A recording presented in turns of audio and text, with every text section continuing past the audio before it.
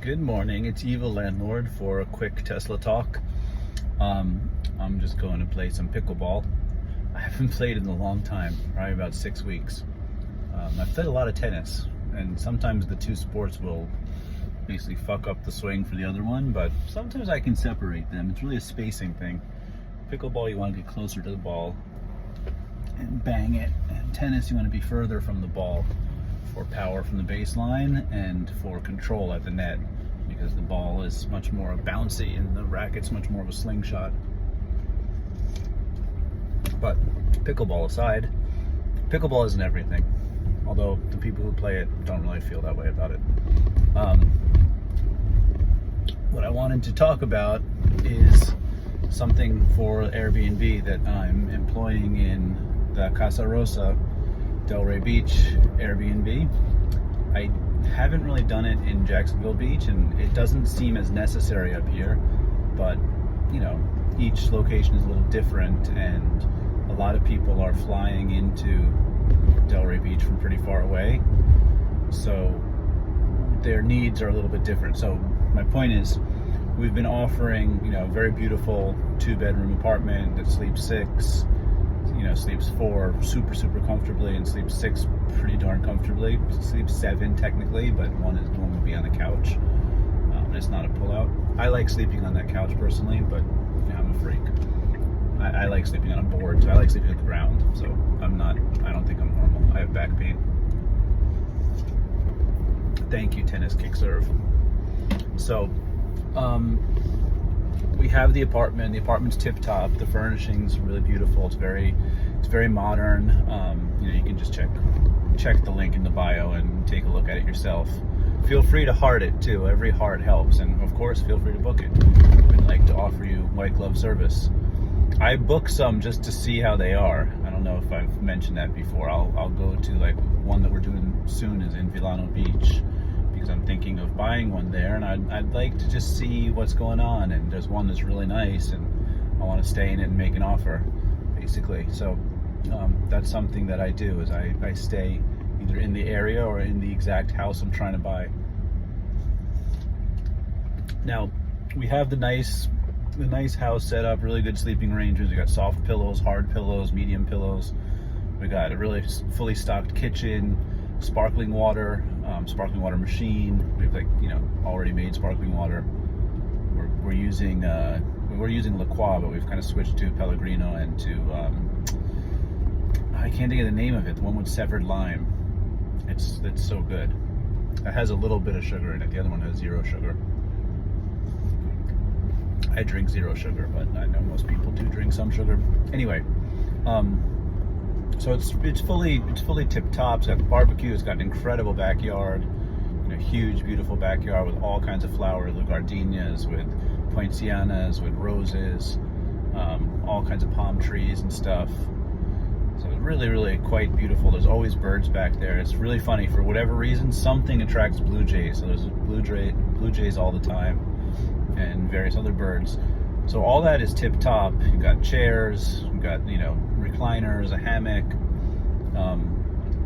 But the one thing we noticed is that we don't have some of the accoutrements that we had in Poinciana, which is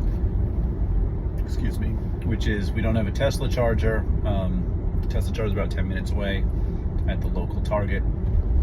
We don't have a Tesla charger, and a lot of people are coming without a car. So what we're doing is we're hooking them up with our friends who run a Turo business and rent various cars, everything from like a slingshot to a golf cart to a Molk to a Lamborghini, also like just a regular inexpensive Prius or Honda or something. So he's got a really good service, so we hooked up with him. So I'm trying to add that when you book with us, you also have access to rental car, to golf cart service, taxi service, to scooters. What else? Like a couple other things like that. Oh, to beach service. So like we have beach chairs and we have umbrellas and stuff. But you got to lug it down there. You also can go down to Delray Beach and rent like a little cabana with chairs and access to jet ski and kayaks and whatever. So I think that's better to offer all that. So we we went down to the beach, and I spoke to some of the guys who do that and got their info. That way we kind of buddied up with them, and we stayed, and we experienced it. We did a day at the beach like that, and I told them, we'll pay for today, but I'm here because we're running an Airbnb. Can you give us some kind of like week pass, day pass, etc. pass? And he said yeah, and he has, we could just, the Airbnb can just have access to the beach. It would have like a membership card or something. So we're setting that up. Right now I'm just doing it individually, but I think we're just going to buy the year pass and go that route. That way it's just, the house offers beach access. You go to this spot, you park here, and it's really convenient. So that's my point. My point is just to since we don't have a pool, which we wish we did, but we don't. We do have a pool in Jacksonville Beach. We feel like we need to add on a couple things to provide the experience. So that's what I'm trying to do. I'm trying to be smart about it and incur a little bit of price, but basically make a good deal with them. So that's it. I just wanted to make that clear, and we'll see how it goes. I'm going to try to work in some way to discount it, so that our friends who rent cars can give like a Casa Rosa coupon, and give them 10% off or something, and then I would pay, basically I'll pay Gus the 10%. That way he makes the full amount. So I'm offering a discount, but I'm offering better service and should get more bookings and should make more money and easily cover the 10% I'm paying.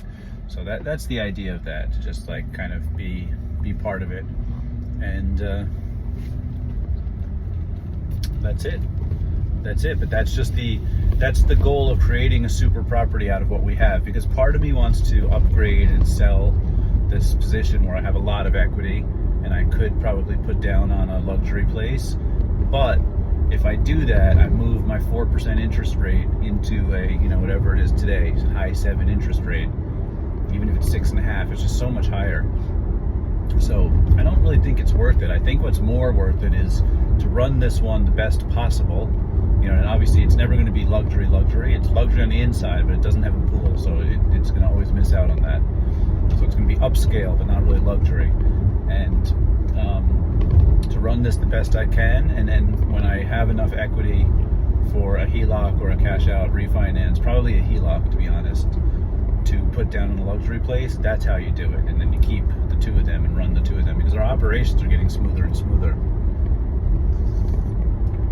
And we love the area. I think the area sells itself, and I think just being in Delray Beach, we're walking distance to downtown. We're super short walking distance to the Pineapple Grove side of downtown. Like we are, 2 minutes away or something. And what's actually happening is I think in a year or two, we will not even be 2 minutes away. We will just be inside of it, because it's actually creeping towards us, which is really funny, and I didn't see that coming. We really got lucky location-wise. But my point is, run this the best you can. We're super close to Pineapple Grove, walking distance to a bunch of stores, a bunch of things to do, a bunch of bars, restaurant places, cafes, everything, galleries. And because of that, I think it's a super property. And what I mean by that is, obviously, like I said, it doesn't have a pool. It's not because of amenities, although it's got a beautiful backyard, but it's a super property because you are right in the middle of an incredible place. So like, it's the location. Like, in other words, the house in Jacksonville Beach is actually better. It has a pool, but the price points are similar. They're not the same, but they're similar. And the reason the Delray is so high by comparison is because Delray Beach is amazing. Not that Jacksonville Beach isn't amazing. I think actually Jacksonville Beach is also amazing. It's just a little bit, undervalued because people just don't know it. But Delray is well known. It's really built up. It's got a really cool scene, and I think because of that, it makes it a super property. So, like I said 1,000 times before, I've got a long-term renter on one side, and I've got the other side as short-term rental, and it's really been awesome because I have steady income. My long-term renter basically pays about 60-70% of the mortgage on his own, and then I just have to make up the rest, and anything over that is profit. So I mean, it's really a fantastic property. And I think just the fact that Delray Beach is such a cool town is one of the reasons for it. And Delray Beach does events. There's music at the Arts Garage. There's the tennis event once a year. There's the Billie Jean Cup there now once a year. So there's 2 big tennis events. It's pretty awesome. There's pickleball events. The #1 female player, Annalie Waters, from Delray Beach, so there's a lot of pickleball events. So there's a lot going on there, and I think that's one of the pluses. So I want to maximize what we can offer and really stand out and make sure that we're getting steady bookings and we're making the money that I want to make, because it's my lifeblood to make money on these Airbnbs. So that's the trick to maximize it, you know. And it's not really in a greedy way. I mean, obviously, of course, I want the money, but it's not so much in a greedy way. It's just in like a competitive way, you know. Like when I look down and on the algorithm we're the 20th thing, like I don't want to be the 20th thing. I want to be right in the top. I feel like for what we are, we should stand out. We're good at it, you know. So me and my wife did a kind of inventory of it, and we completely stole this from Bill Faith, who's amazing, and you should definitely be following him if you're doing short-term rental. He has this idea of putting the reviews of your competitors into a spreadsheet and then asking ChatGPT what are the best 3 things, worst 3 things, and then doing it to yourself and just comparing what do we have, what do we don't have. And that's where we saw a lot of people have some amenities, namely a pool, that we don't have. Otherwise, what we figured is we're actually offering too many sleeping spots. This is like really careful analysis. Too many sleeping spots for what we are. What we'd rather be is we actually can sleep up to 7, but we're going to list it as sleeping 4 or 5. I think we have it down to 4 right now. That way people come in and they're like, oh my God, it's so big, it's so lush, it's so abundant, as opposed to this is a little tight, blah, blah, blah, blah, blah, because I want to give that feeling of luxury. I think that's important. The place is really luxurious, so I want to make sure everything's in line with luxury. And that's why I want you to be able to rent a Lamborghini or a Tesla or whatever, you know, because it stays in line, or have, you know, golf cart pick you up. It stays in line with like convenience, efficiency, luxury, and I think that's really important.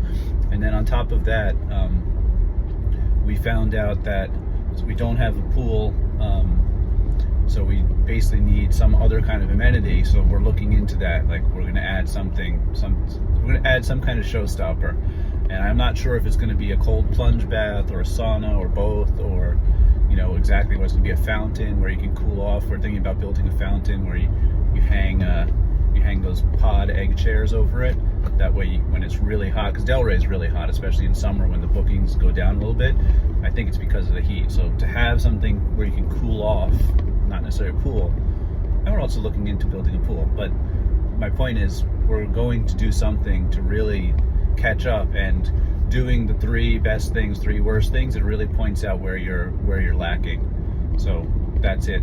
There's not that many listings for 4 people, and I think we can absolutely dominate that. We're a 2-bedroom, so 4 people in a 2-bedroom is super, super comfortable. 2-bedroom, 2-bath, so that's like really, really luxurious, and I think that's what we can deliver. And if you've seen the pictures of our rehab, you see we've completely redone the main bathroom, and we redid the other bathroom as well, but we didn't gut it. And we're thinking that's the other thing we might do. We might take it offline real quick, gut it, and go like super, super modern on that bathroom. That bathroom's more like a classic look, and the other bathroom's a modern bathroom. So that's our other thought. But you know, that's expensive. When you redo a bathroom like that, you're talking $7,000-8,000, like just out of the gate. Anything goes wrong, $10,000, $11,000, $12,000. So it's not cheap, but super worth it. It's a great return on investment. I think bathrooms and kitchens really do sell places, and you know, obviously quality of beds and stuff for Airbnb, quality of beds and pillows. Man, did we buy a lot of pillows. We had one guest say, oh, I couldn't find a soft pillow or a hard pillow or something, and we decided to buy for every bed 2 soft, 2 medium, 2 hard, and then 2 decorative, and then 1 like, you know, just showpiece. So that's a lot of pillows, and I think that's actually a really, really good move. I think pillows are really important on Airbnb. All right, I've been blabbing for a while, but I think those are important points, and I just wanted to get them down. This is just a note to myself, but you're welcome to hear it.